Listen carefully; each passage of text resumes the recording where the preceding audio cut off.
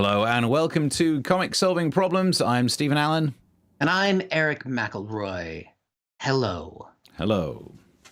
It is. Hello. It is so good to be here. Although, Steve, I have a feeling this might need to be our last show ever. Oh, why is that? Well, I mean, the show is about us as comics solving problems, but luckily, as we both reside in the United Kingdom, and today we've gotten a new prime minister, and all the problems have been solved. I'm so excited. I thought the show was pre-recorded, so we don't know that it's Liz Truss yet. Oh, I think we know. We know. Because we were doing this on Tuesday, and she won It was announced yesterday. on Monday. Yeah. So I thought we pre-recorded it before. Oh, okay. But we assume she's going to get it because the Tory party are racist. Because she's winning in the polls. Yeah, I'd assume that she got it, and then she gave a speech where she thanked Rishi, and then did a really long thank you to Boris Johnson for some reason. Yep. Bit creepy. Yep. And then paused in such a way that all of the Tory party members didn't know that they were supposed to applaud Boris Johnson. Yeah. That's my prediction. Guessing. But we pre-recorded this, so we don't know. She could lose. It could be a surprise. Boris could have won. Maybe he was a writing candidate. There is also, give it the next go round at this. He'll be back wearing a different outfit, calling himself Joris Bonson. He's not given up yet. Yeah, I would admit. I mean, he's because he has how many girlfriends, how many children. He always comes back for more. That's a mental image that we didn't need right at the start of the show. There we go. But are you excited about the prospect of a Liz premiership? I'm not going to pass judgment yet because it would be harsh. But I've not liked the vibe. I've not liked the fact that she's used the same skills as Boris Johnson. Who needs to tell the truth when I can simply say something patriotic? And if you disagree with me, I won't let you talk down this country. I'm all for free speech, says Liz Truss, and I will not let people talk down this country. Well, pick a side, because you don't get both in that. It's not just the free speech that you want to hear. It's got to be the free speech for the stuff you don't as well. So bring back MASH Report to the BBC. I do. I mean, in general, I want the country to do well. So I would have to wish a new prime minister all of the success. But the problem is that she has the attention to detail that Boris has, but without any of the charm. Because he could bluster his way through it and just sort of blah, blah. And you go, oh, Boris, but she can't. She doesn't have any of that, and she's just as useless. Did you not find her really charismatic, charming, dynamic when she talked about pork markets? I love me a good pork market. It's like a slang term for that nightclub. Bit of a pork market. Pork markets.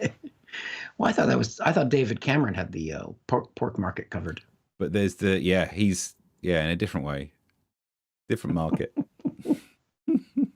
Different part of the market. Yeah. So, who knows? You're right. We should hope that it goes well. And I hope that there are some U-turns, because I don't want it to be stuck on the thing that she was clearly saying things to make the Conservative members vote. Yeah. Like, there will be absolutely no handouts. And already we're hearing there will be big handouts. So hopefully she lied to the Tories. Because really, you can't moan if that happened.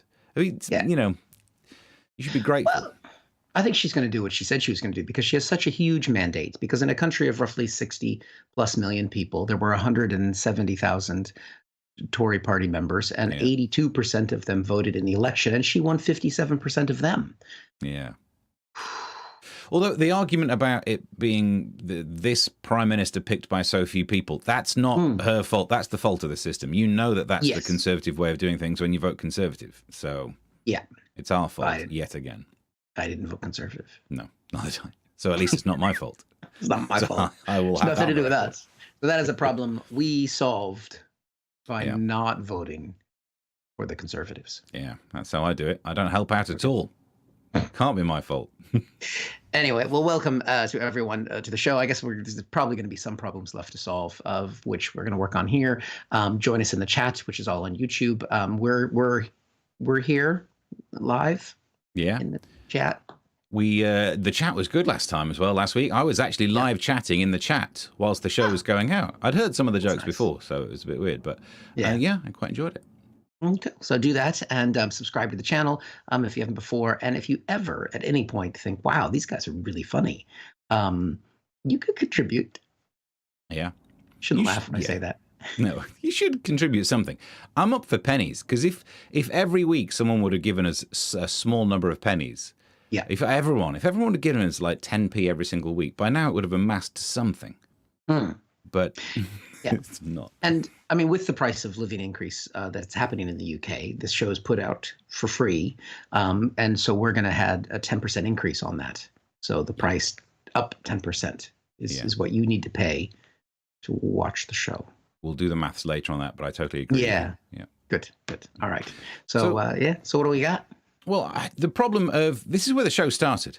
When COVID happened, lockdowns happened, we were in quarantine and we started doing these shows. So I thought we'd go back to the old school and talk about a COVID update.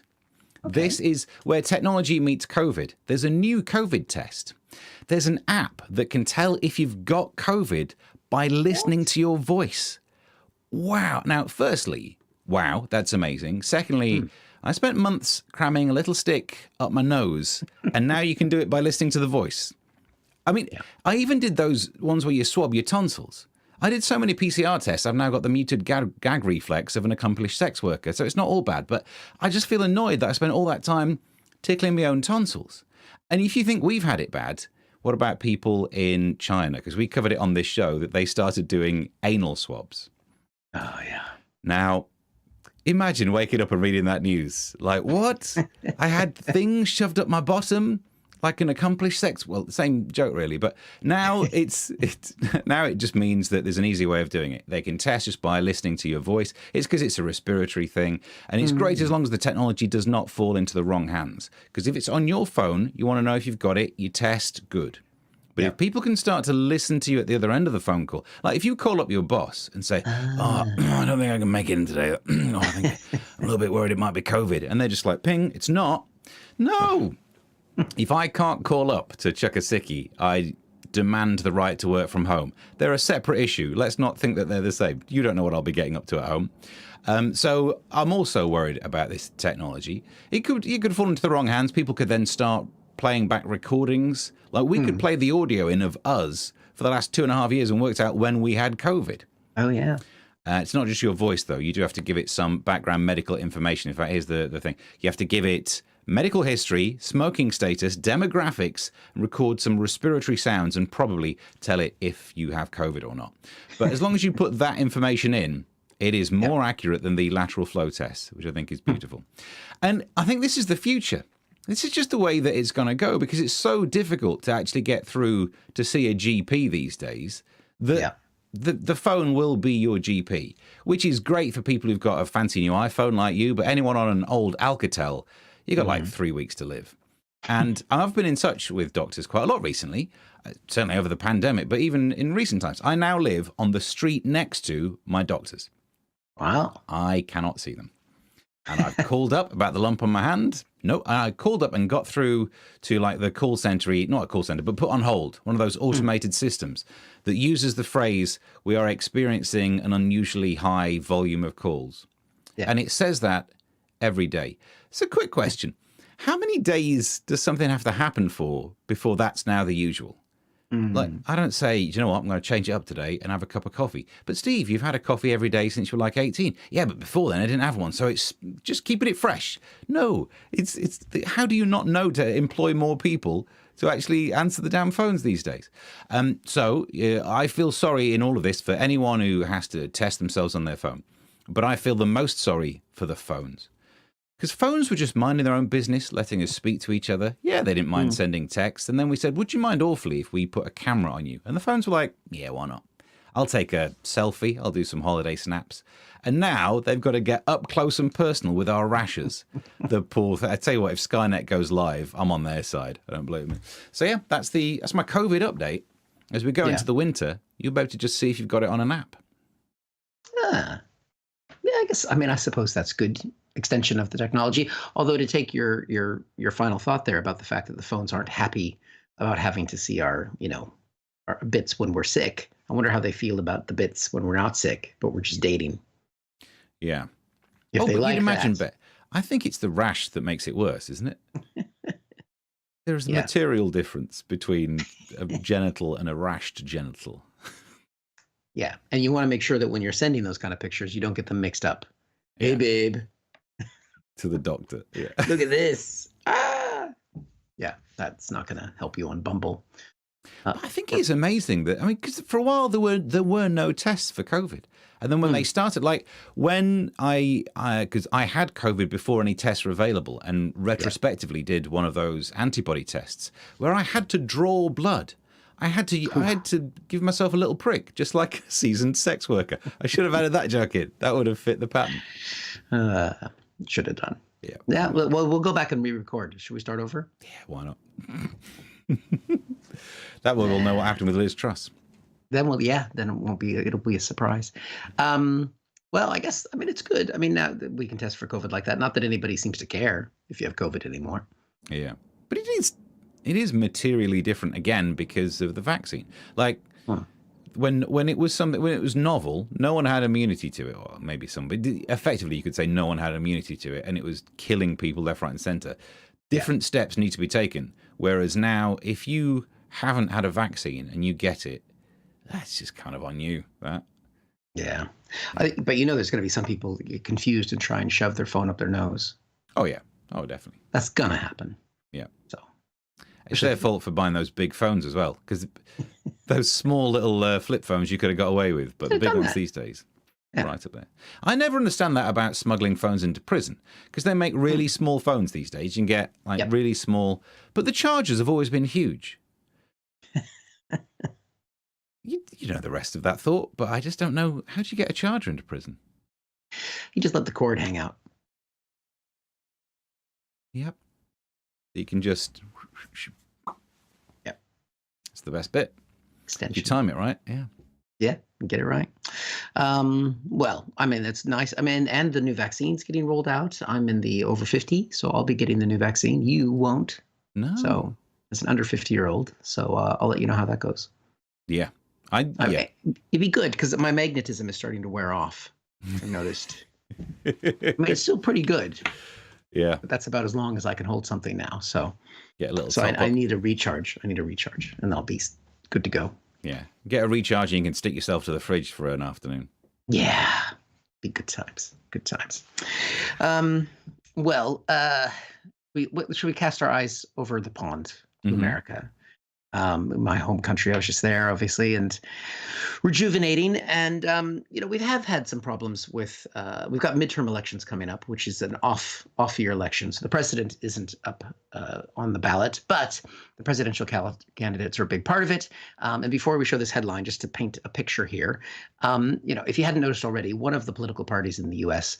Doesn't believe in the election result of 2020, and so there's been some calls and they also kind of led an insurrection against the Capitol, which is the home of the democracy that is meant to exist in the United States, however good or bad you think it is. And so the current president, who did win the last election, made a speech recently where he basically called out people for being anti-democratic, and he recently also called them semi-fascists, which some people were a little bit upset about. But Joe Biden made a speech, and basically he's been criticized by the people who didn't like that speech for not the content of the speech as much as the optics, because that's really what matters in politics, which led to a lot of headlines like this one, where basically they point out the fact that he made this political speech and he did it as president, but he had Marines in the background.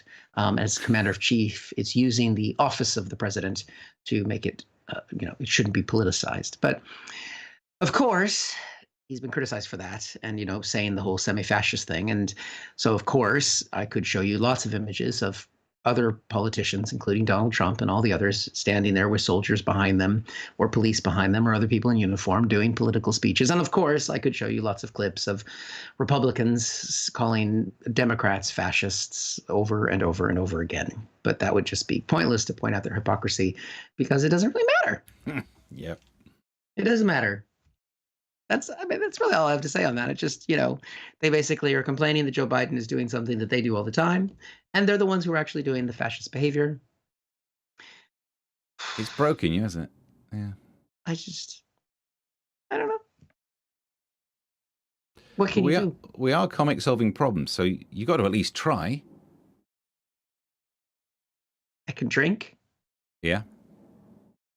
That's all I have to offer at this stage for that particular problem.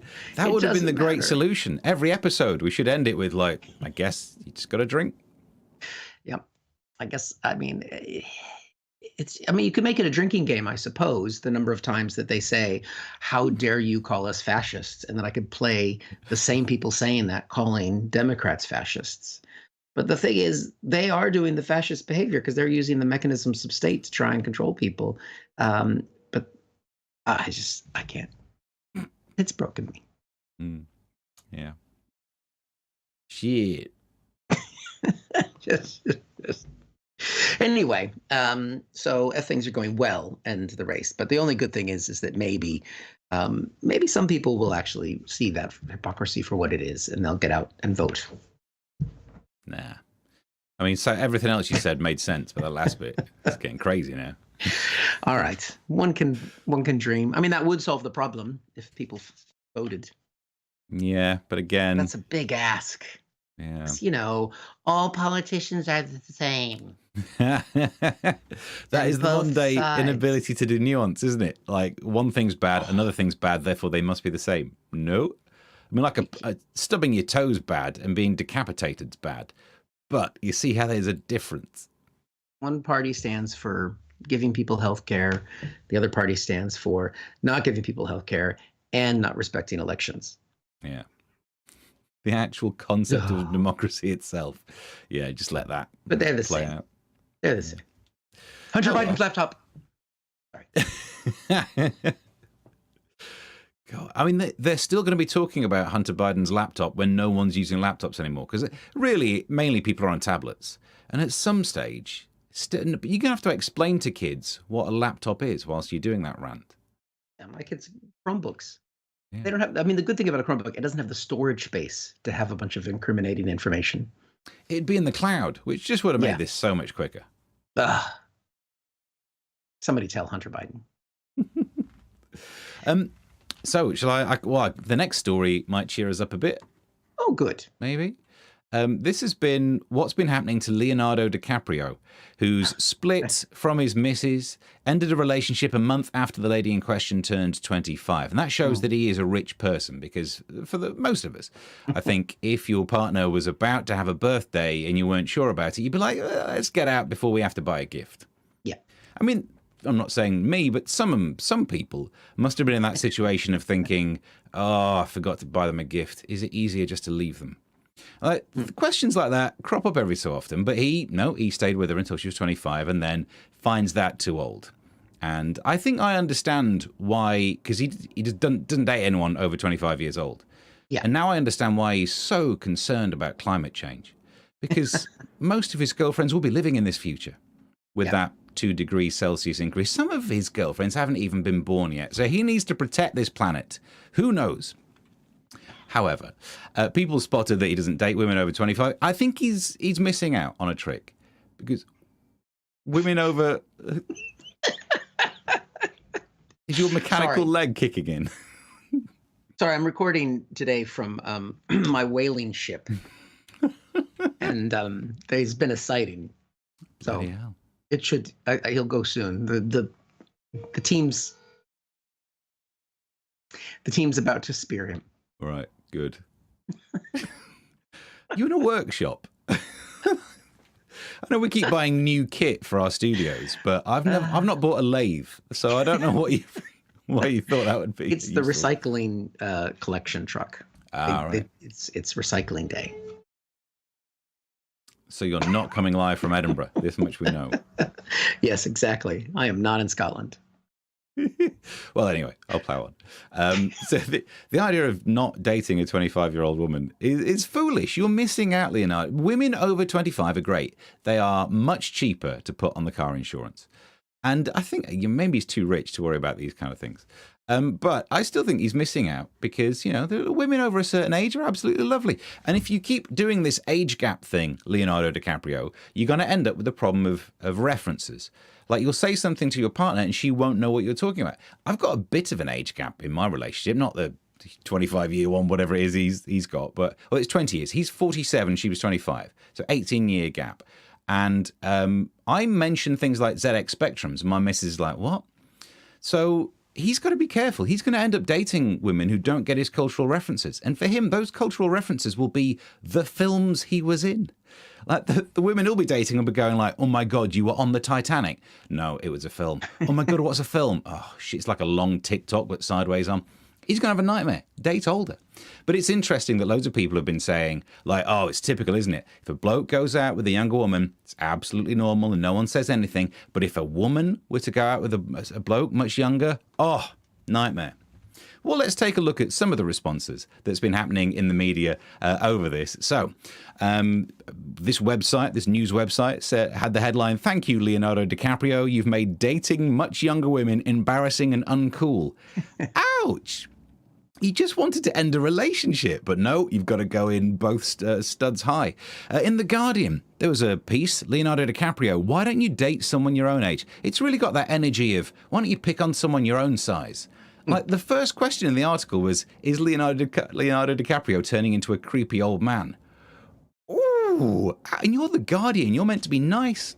Other news websites gave us The Mirror, said picky Leonardo DiCaprio, bizarre 25-year-older dating rule explained by a psychologist.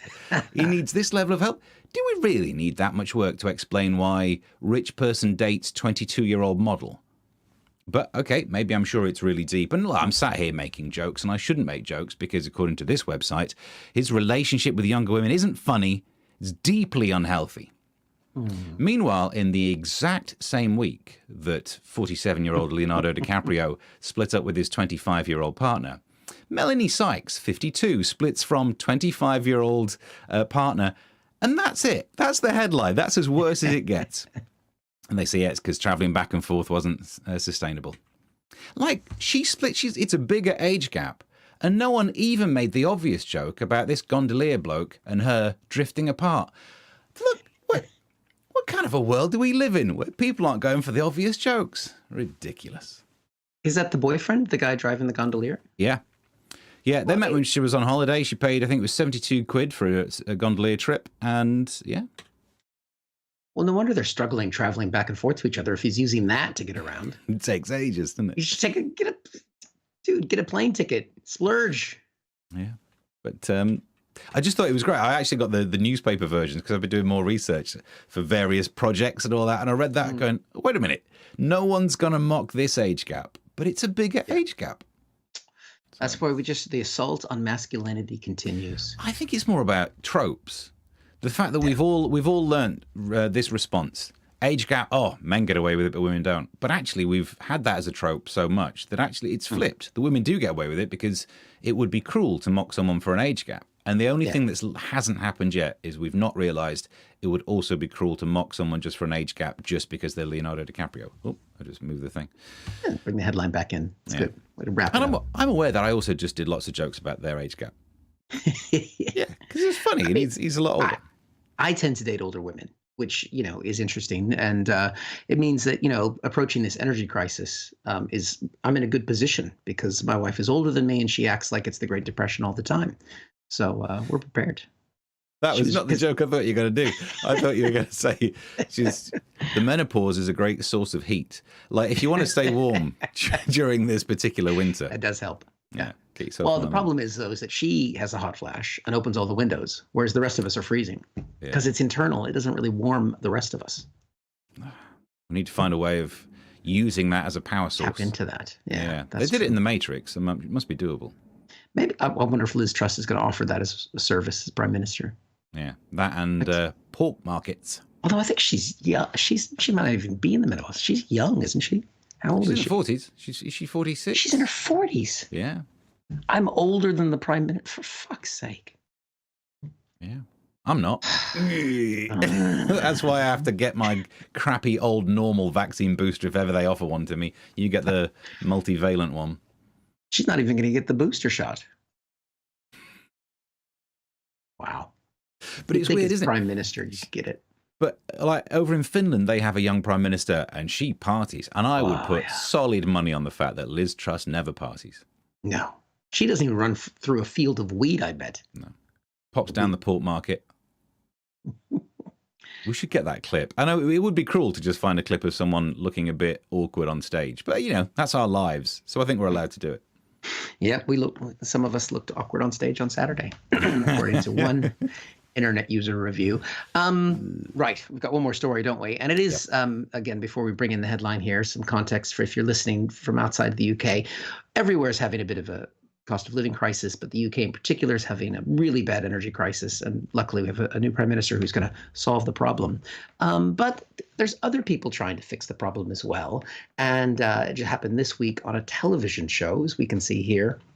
This morning, fans were divided because they have a thing where you dial in and you spin to win, sort of in a dystopian way, where they spin a wheel and you can either win 1,000 or 2,000 or 3,000 pounds, or the TV show's really splurging and offering to pay your energy bills for a few months.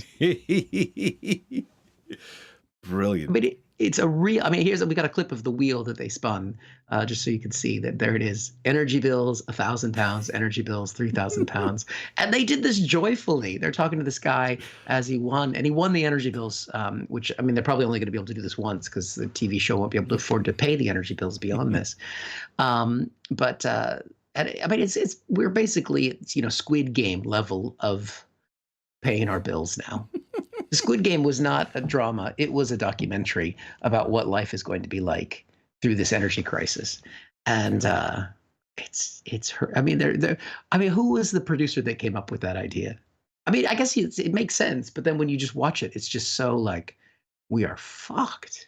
Yeah. Next week is going to be like pay your food bills, your fuel bills, or if you want a new kidney, that kind of stuff. Like, we've got a diabetic on the line, spin the wheel. Oh, bad luck. Oh, God. They need to be careful. If they do that game again next week, they need to screen the callers really carefully because Liz Truss might try and call in. We're paying your energy bill for 4 months. There was a headline that the United Kingdom. I think I put this on TikTok that actually she claimed originally the number was $5,000, and I think it's changed since then upwards. But the headline that I clipped was she claimed £5,000 on expenses for energy bills. Oh, damn.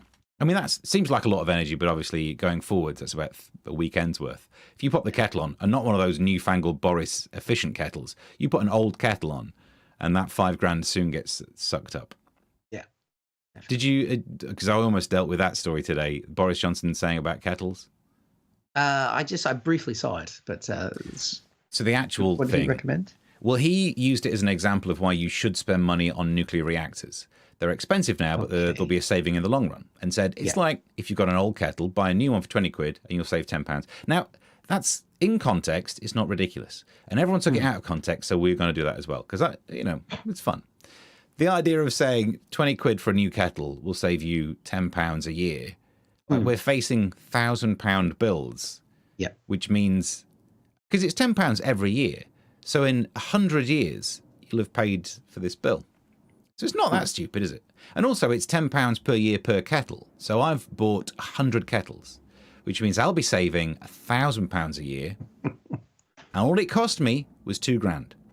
Yeah. So I think... Yeah. The thing is, we know that Boris Johnson isn't going to spend £20 on buying a new kettle because he's going to have someone else buy the kettle for him. Got a kettle donor, yeah. Got a kettle donor. And it is unique to this country as well that the crisis, people keep saying, it's a global problem. But in France, their energy bills are going up by 4% because they have this thing that caps the price. I'm not sure what you would call it, but some sort of concept that could cap a price. And now it's gone up by 4%. Yeah, that's going to hurt, isn't it? 4%, ouch. Yeah. Whereas people over here, 80% is a regularly given figure about how much it's going to go up for some people. So my idea to save money is to switch providers to one in France. I'm just going to buy like a really long cable and just trail it through the tunnel, because you can these days, I'm sure you can. And that's how I will be saving some money. Yeah. But also it's easier for them to create energy in France because 90% of their energy just comes from shrugging. That's it right there. I just boiled the kettle. The rule is in France that all the people who go have to face east. And then the wind turbines just get a bit of it. It's amazing, isn't it? Because that didn't seem much, but you add them up. Yeah. Fueled by disdain. If we could tap into that, we'd be rich. We'd be fine. Right. So I think if we've solved, I guess we did solve some problems there. So that's good. Yeah. That's good. And you're back on the MASH this week? Yep. Film on Wednesday. It goes out Thursday night, 10 o'clock. Dave doing some reading out, wearing a different suit. So I'm trying to get back into the suits. So I'm used to being all suited and booted. You can button the jacket now. Yeah. You hadn't seen me since the weight loss, since the crash diet and eating disorder. It is good. Yeah, it's amazing that the diet that I use is basically, if I weren't intending to do it, I'm sure you could classify it as an eating disorder. But aren't all diets effectively that? No. Just mine. It still could be an eating disorder, even if you're doing it intentionally. Yeah. But, I'm thin. I fit in old clothes. It's a short run, right? It's only like 8 episodes. And I will be fat again straight after. Yeah. Oh, I've got a bucket list. And that's just an actual bucket of food. That's Dan KFC. Straight. Anywhere that sells food by the bucket. That's the unit of measurement that I want. Yeah. Good. That sounds good. A pail of chips. Yeah. But otherwise, we should be back next Tuesday. I'll be having a second episode of my podcast is back. So if you fancy that, American Exchange. We had SE Cup last week. Got Joe Walsh coming up this week. Good times.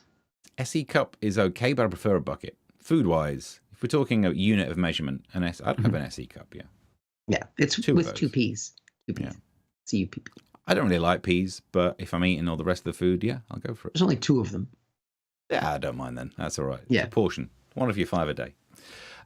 Yeah, and the Time FM show. Tune in. I'm going to start doing links to actually the ability to listen. I realise I schedule tweets to go out on the Time FM Twitter thing, and I retweet them, and there's no info on how to listen. So I think I will correct that.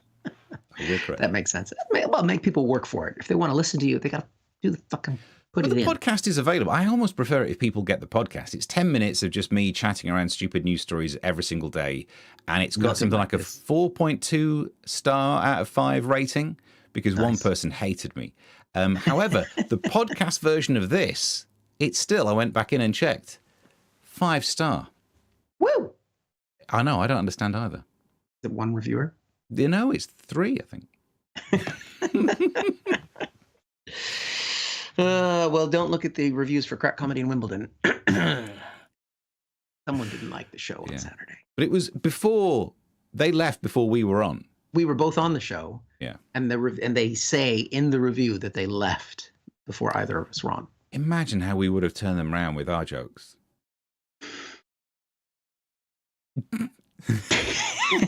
I don't know if it does 0 stars on the website, but... Yeah, negative, complex numbers. I didn't go to Edinburgh, so it's nice to get a review for a show I was in. That's good, yeah. Yeah, it's good. And you can review this by going to our Ko-fi page. Yeah, give us 1 to 5 out of whatever, and we'll take all of it. Take it all. Yeah. Right. Okay, well, we'll be back next week. Or whichever comes first. And until then, bye. Thank you for watching this from Comic Solving Problems. And if you feel like it, go ahead and like the video. Or subscribe. Commitment.